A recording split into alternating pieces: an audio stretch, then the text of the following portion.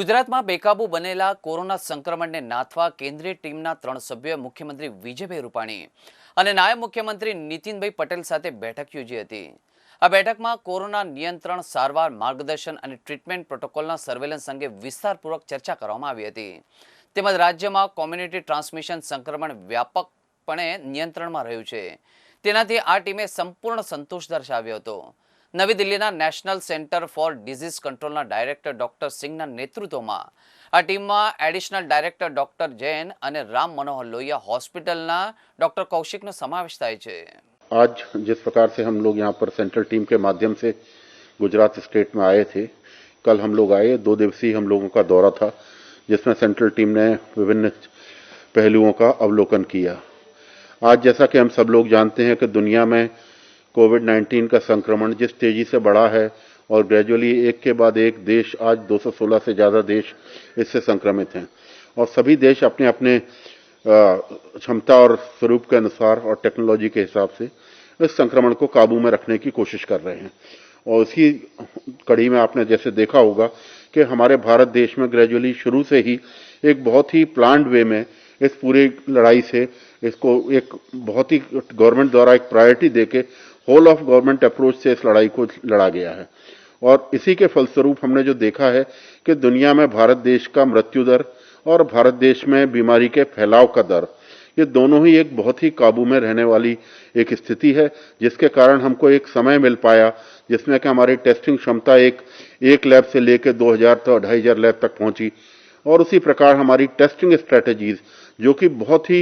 एक rudimentary stage में हम कह सकते हैं शुरू में थी, आज हमारे टेस्टिंग सेंटर और टेस्टिंग प्लानिंग और प्रोटोकॉल से एक बहुत फर्म्ड अप तरीके से पहुंच गए हैं। और उसी के फलस्वरूप हमें जो देखने को मिल रहा है कि हमारे लोग जल्दी से रिकवरी रेट हमारा इंप्रूव हो रहा है, हमारी मृत्यु दर लगातार घटती जा रही है और लगातार हम देख रहे हैं कि एक्टिव केसेस का दर भी एक बहुत ही दायरे के अनुसार चल रहा है। तो अब इसमें मैं ये कहना चाहूंगा, जिस प्रकार हम लोग यहाँ पर आए कल और एक केंद्रीय दल के माध्यम से, क्योंकि ये लगातार चलने वाली प्रक्रिया है जिसमें केंद्रीय दल और राज्य सरकार बराबर रूप से सहयोग करते हैं और इसमें एक अपेक्षा है कि जनता भी हमें उसी प्रकार से सहयोग देती रहे जिस प्रकार से कि हमारे माननीय प्रधानमंत्री जी का एक दृष्टिकोण है कि हम जब तक वैक्सीन नहीं, जब तक दवाई नहीं, तब तक ढिलाई नहीं, 2 गज की दूरी और मास्क है जरूरी। ये इस सब चीज का हम लोग एक तरीके से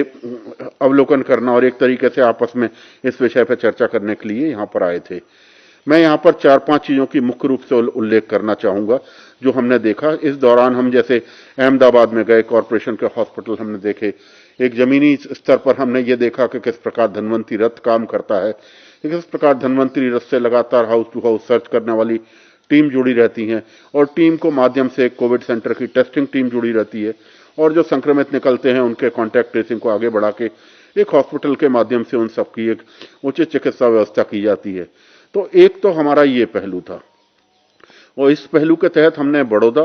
अहमदाबाद और मेहसाना में आज ये तीनों जगह का हमने ध्यान से देखा। तो हमने 4-5 चीजें जो मैंने अभी शुरू में भी कहा कि एक तो धन्वंतरी रथ, दूसरी चीज जो हमारी एडल्ट को केयर करने वाली जो एक रथ के माध्यम से हम हाई रिस्क पॉपुलेशन को जो आइडेंटिफाई करके एक हम अपने दायरे में लाते हैं, एक बहुत ही एक उल्लेखनीय व्यवस्था है जो कि हमने एक पाया कि इसके माध्यम से हम लोग अपने वल्नरेबल पॉपुलेशन को एक समुचित केयर और टाइम बाउंड तरीके से उनका निगरानी में रख पाते हैं। तीसरी चीज मैं कहना चाहूंगा जो कि यहाँ एक मुख्य तरीके का एक टेक्नोलॉजी को यूज करते हुए जो कि हमारे माननीय प्रधानमंत्री द्वारा लॉन्च की गई थी, आरोग्य सेतु और इतिहास ऐप, इन दोनों का टेक्नोलॉजी का उपयोग करके कॉन्टैक्ट ट्रेसिंग को किस तरीके से स्ट्रेंथन की गया, किस प्रकार से हमने आने वाले हॉटस्पॉट्स को एक पहले प्लान्ड वे में हमें जैसे पता चला कि ये क्षेत्र हमारा हॉटस्पॉट के एरिया में आने वाला है, तो हमने वहां पे हमारे public health measure, surveillance, testing और इसको बढ़ावा दिया। तो ये एक बहुत ही आधुनिक तकनीक है जिसके कारण हमारी कॉन्टैक्ट ट्रेसिंग और हमारे फ्रंटलाइन वर्कर्स आपस में एक समन्वय रख के कॉन्टैक्ट ट्रेसिंग को आगे बढ़ा रहे हैं। तीसरा मैं एक और चीज यहाँ पे कहना चाहूंगा जो होम आइसोलेशन की प्रक्रिया है और जो होम आइसोलेशन के माध्यम से हमने लोगों को एक मॉनिटरिंग दायरा एक बनाया गया है जिसमें कि राज्य जिला कहना चाहिए, जिला के बाद राज्य, राज्य के बाद माननीय प्रधान जो मुख्यमंत्री जी ने अपने डायरेक्ट निगरानी में रखा है। आज हमने वॉर रूम का भी अवलोकन किया, जिसमें हमने विभिन्न शहरों के जो कि हमारे हाई डेंसिटी क्षेत्र हैं उनके मेडिकल सुपरिंटेंडेंट से ओपीडी सेवाओं का डायरेक्टली यहां से देखा, मरीजों से भी डायरेक्ट चर्चा किस प्रकार से राज्य के बिल्कुल सर्वोत्तम लेवल से की जाती है। ये भी एक बहुत ही मॉनिटरिंग, और जिससे न केवल मरीजों को एक सांत्वना मिलती है, मरीजों को लगता है कि राज्य में उनका बराबर ध्यान रखा जा रहा है, बल्कि हमारा जो एडमिनिस्ट्रेटिव तंत्र है, डॉक्टर्स हैं और हमारे जो प्रशासनिक अधिकारी हैं और जो हमारे कानून व्यवस्था के रखवाले हैं, उन सबको भी इस बात का एक भरोसा मिलता है कि राज्य में कहीं ना कहीं राज्य की प्रशासन उनका ध्यान रखे हुए है और इस सब का लाभ अंत में जाके जनता को हमारी मिलता है। मैं यही कहना चाहूंगा कि ये एक आपस में हमारी लड़ाई है जो कि आज एक स्तर तक पहुंची है। इसको हमको आगे एक बहुत ही प्लान्ड वे में आगे चलाना है और इसमें हमें एक दूसरे का सहयोग करके ही इसको आगे बढ़ा सकते हैं। अंत में मैं फिर से वही बात कहना चाहूंगा कि जो हमारे माननीय प्रधानमंत्री जी ने बार बार जिसके ऊपर स्ट्रेस किया है, और उसी को हमको ये देखना चाहिए कि हमारे जो हॉस्पिटल्स का जिसका कि एक हब एंड स्पोक मॉडल, एक हमने बड़ा अच्छा यहाँ पर एक प्रयोग देखा कि एक पेरिफेरल हॉस्पिटल किस तरीके से टर्शरी केयर हॉस्पिटल से चिकित्सा सेवाओं को एक दूसरे से जोड़ता है,